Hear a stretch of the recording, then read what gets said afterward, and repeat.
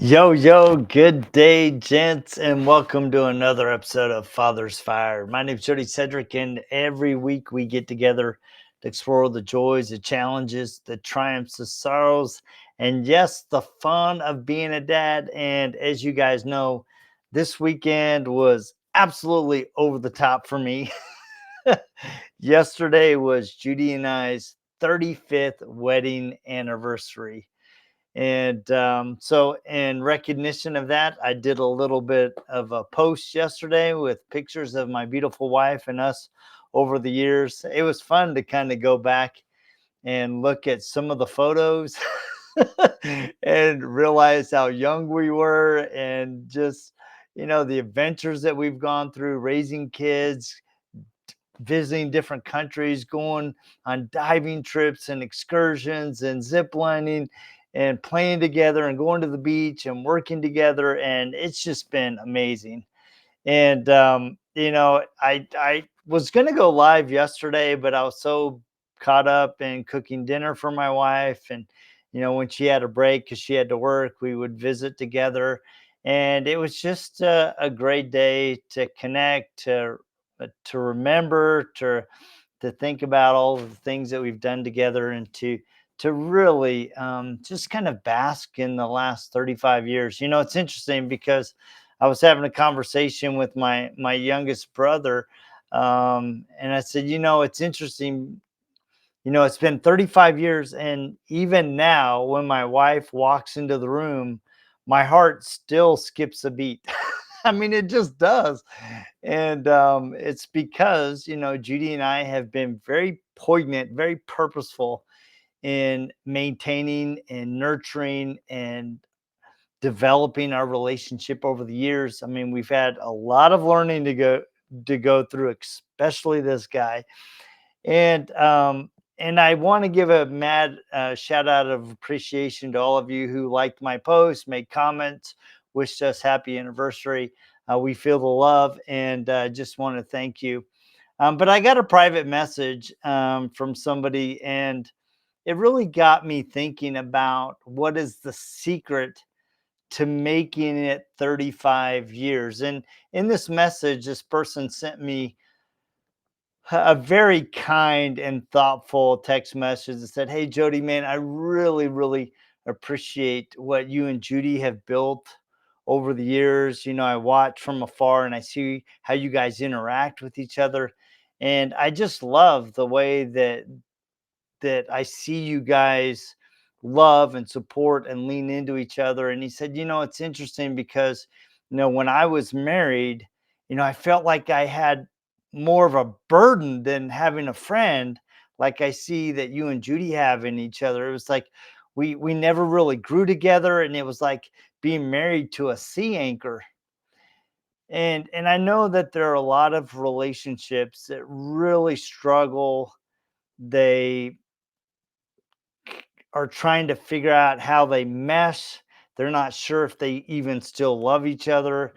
They almost in some respects become strangers to each other. Yeah, they come home, they say hi, they take care of the kids, they go through the emotions, but they're not going through the emotions of really being connected as a couple. And so it really got me thinking about what are the secrets, or what are the things that I've learned along the way that might help you guys who are 1, 2, 5, 10, even 20 years. Because even, I've seen people who have been married 20 years, and all of a sudden, their kids move out, they discover that they're really strangers to each other, or they've known it all along, but they've been doing it for the good of the kids.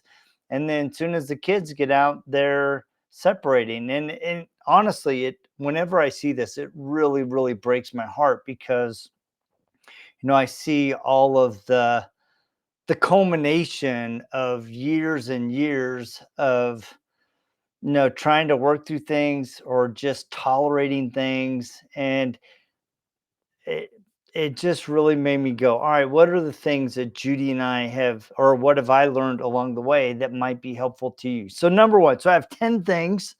And obviously there's more than this, but these are the 10 that I thought that I would share with you tonight. So number one, you have to be continually in hot pursuit of your wife.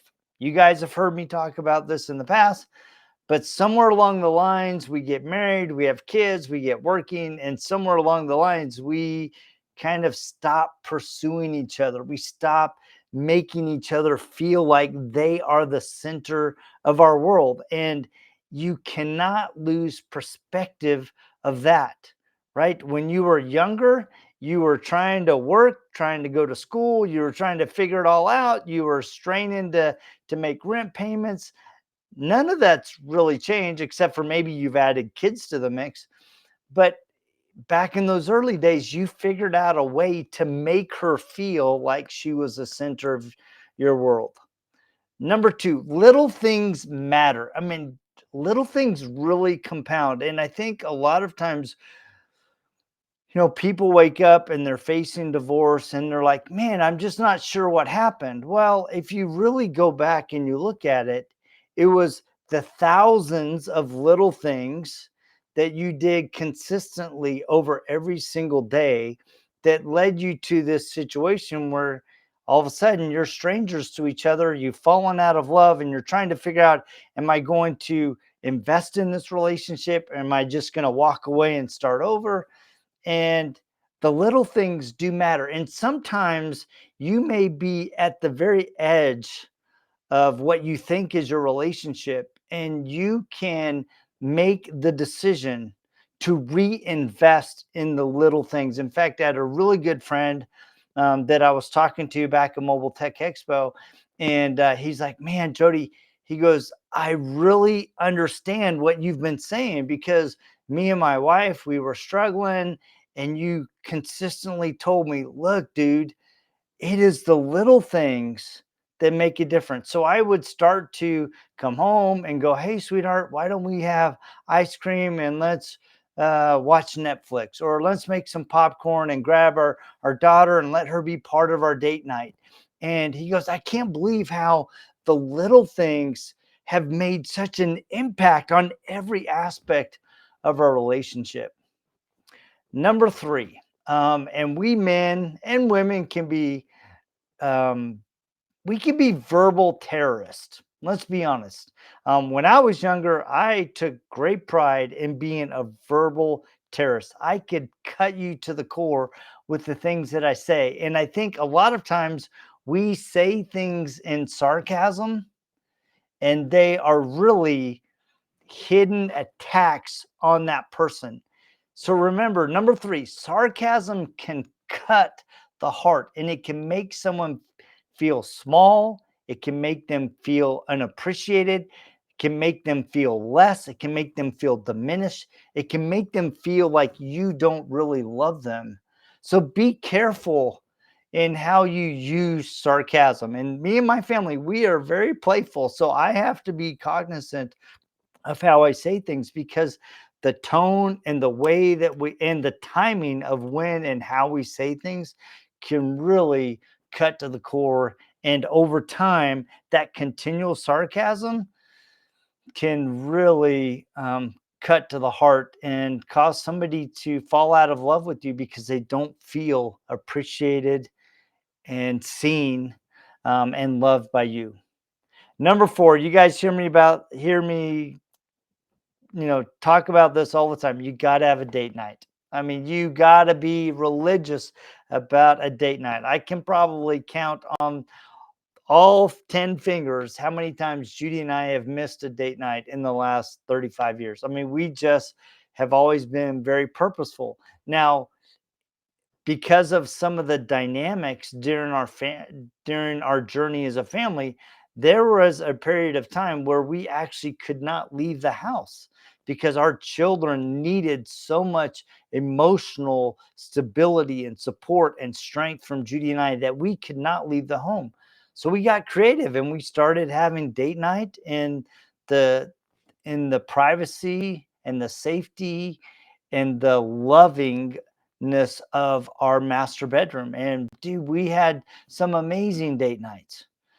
We'd make cookies and watch videos, and sometimes we would just visit. I mean, there were so many great things that came out of date nights, both in our home, but also outside. So make sure that you're having those date nights to reconnect and rejuvenate your relationship. Number 5, let it go. It's not that important. I mean, how many times are you guys in the heat of an argument, or even you're not even in an argument? Sometimes you step in and your wife says something that she doesn't mean to be snarky. Her mindset is over here, and you came in and you interrupted her train of thought and what she was doing. And so she kind of snaps out in impatience towards you. And vice versa. You do the same thing. You're over here, you have your attention on the game, and your wife comes in, asks for help, and you get really short with her. A lot of times we let those kind of situations fester in our heart, and we allow them to build on each other, and we keep revisiting them over and over and over instead of just letting it go, because it's really not that important. Maybe in the moment it felt like it was, but if you step back and go, all right, is this response really in relation to something else that is going on in our family? Or is it something that I've done? Right. And being authentic with yourself and going, you know what?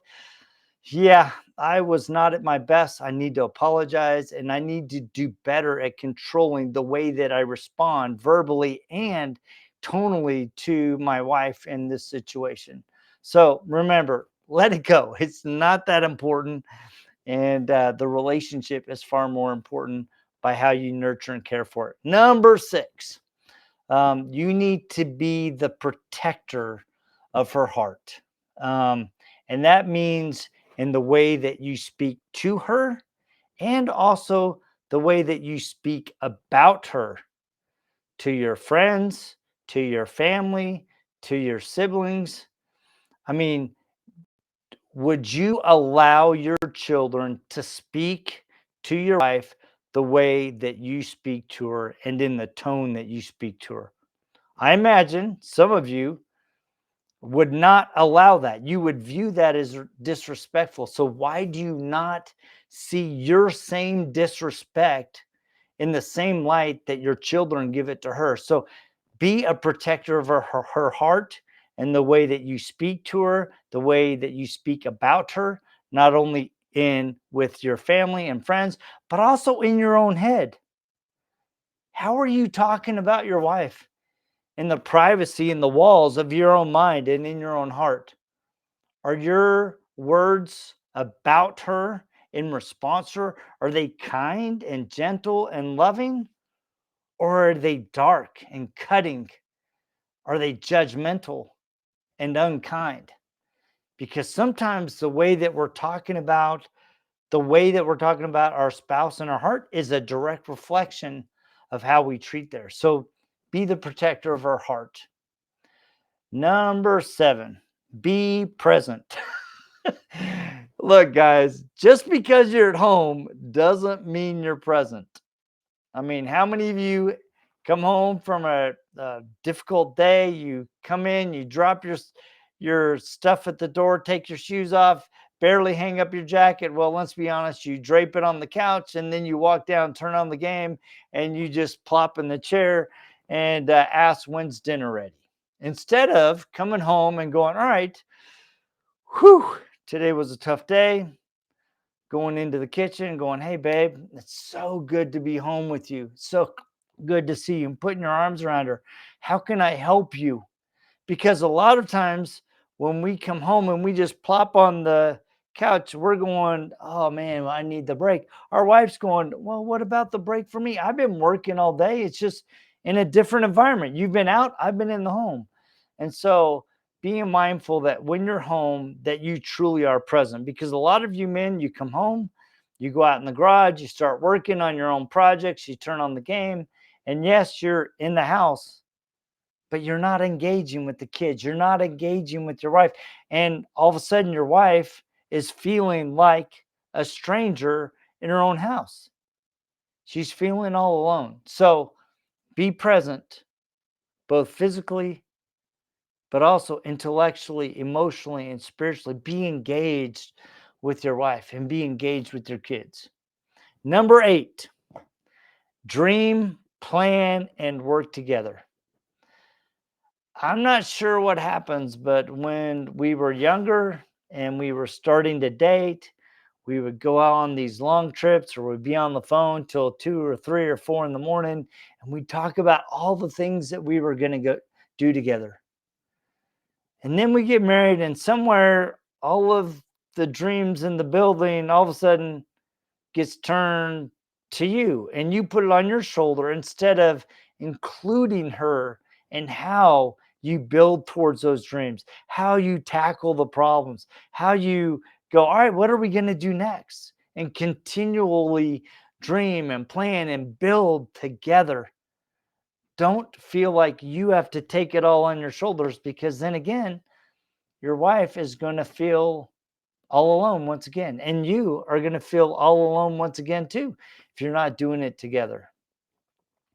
Number 9, if you are a family of faith, if you have a deep relationship with your Heavenly Father and your Savior Jesus Christ, I strongly encourage you to pray together as a family and pray together as a couple.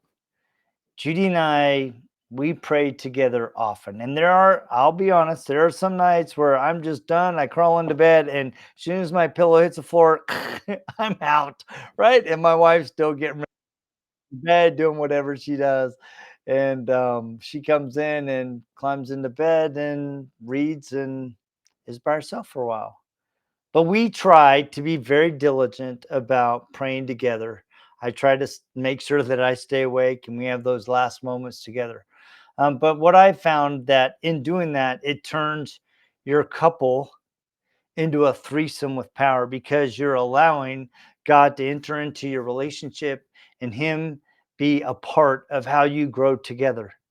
What I found is that in prayer, oftentimes my wife can express things that are on her heart in a way that I can receive them when I'm in the attitude of prayer. So it creates a great environment where you can express the honest and true feelings of your heart, so that each of you can hear where you're coming from, but also invites the Spirit to be the ultimate teacher and guide, and partner in your relationship. So, number 9, if you're a couple of faith, take time to pray together. It will impact your relationship like no other thing really can. It's so important. And finally, number 10, dude, love your wife fiercely. I mean, dude, make her the center of your world. Like I said, my wife walks into the room and my heart still skips a beat. And that's because we've continually pursued each other and nurtured our relationship and kept it alive. I mean, just like anything, if you don't nurture it, it eventually starts to wilt and slowly dies from lack of attention. So make sure that you're giving your relationship with that beautiful lady that you love so intently when you were younger.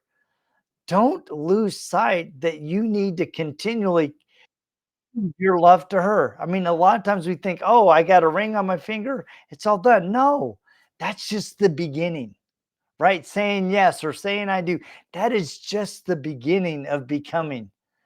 And so when we learn to truly love fiercely, dude, that helps us to get through the tough times, because there are going to be tough times. And that is when you need to lean into your love, not lean away from your love. You need to lean on each other, not others. Yes, it's okay. As my dad said when I was younger, he goes, I will always be here to give counsel, but it's up to you and your future bride, Judie, to solve the problems together, to come up with the solutions together. I can be a guide, but it's up to you guys to work together. So love fiercely and come together and work fiercely together and be fiercely loyal to each other and fiercely dedicated to one another. Because a lot of times, let's be honest, sometimes our love gets distracted by other things. And those other things can be work, they can be other people, they can be sports, they can be cars, they can be a myriad of things. So make sure that your wife is the center of your world.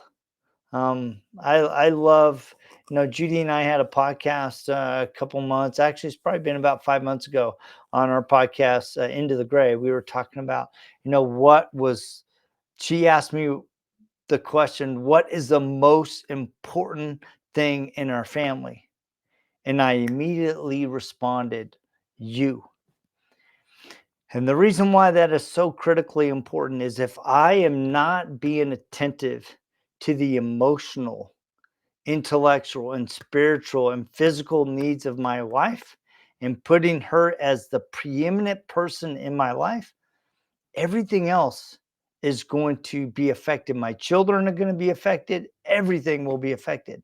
And so I need to make sure that she is everything to me. And honestly, guys, um, I have been far more blessed than I deserve with the love of my life, Judy. I mean, dude, we've actually been together over, oh, it'll be 38 years, but we've been married 35 years this just yesterday on the 18th. And it has been an amazing journey. I have learned more about myself than I ever thought possible. I've had to let some things go. I've had to shed some bad characteristics, but I've also had to lean into good characteristics that make me a good man, that make me a good husband. And we have had to learn how to become one as a couple, because really that's what it's all about, is becoming one. As I shared my post yesterday, for years I always told Judy, I love you, I love you, or mahal kita in Tagalog. But recently, in the past couple of years, I will often say I love you, but I also love us. And I hope that you have the kind of relationship where you can say, I love you and I love us. And if you don't have it today, I hope that you will be blessed with it, because it is an amazing thing when you truly have a partner, when you truly have someone that will walk with you, that will cry with you, that will laugh with you, that will play with you, that will travel and be adventurous with you, who will struggle with you. That is a huge blessing. Um, and it comes at a cost. It comes at a cost of being fiercely loyal and dedicated to each other, of being forgiving when forgiveness is needed, and even when it's not needed, maybe not deserved. But dude, when you have a forgiving and loving heart, amazing things can happen. So I hope that if you're in a relationship, that these 10 things, that you can look at them and go, all right, how can I do better? And if you're hoping for that relationship, that these 10 things will serve as kind of a blueprint that you can adapt into your future relationship. So anyway, guys, thank you so much for tapping in every week. I am almost have my second book all wrapped up. I'm hoping to send it off to the printers this week, hopefully by the end of this week. And so then I will have a target date for release for you guys so that you can pre-order. Um, but it's really, really exciting to me. It's been a journey of love, a journey of faith, because it is about faith, and how I think we oversimplify faith and really talk about some real world examples of how faith can be challenging, and how we need to become more than we are to really tap into faith. So anyway, thank you guys so much for tapping in. If there is something that you would like me to talk about, if you'd like to be a guest on the show, I'd love to have you, and talk about what it means to be a dad, what it means to be a husband, what it means to be growing.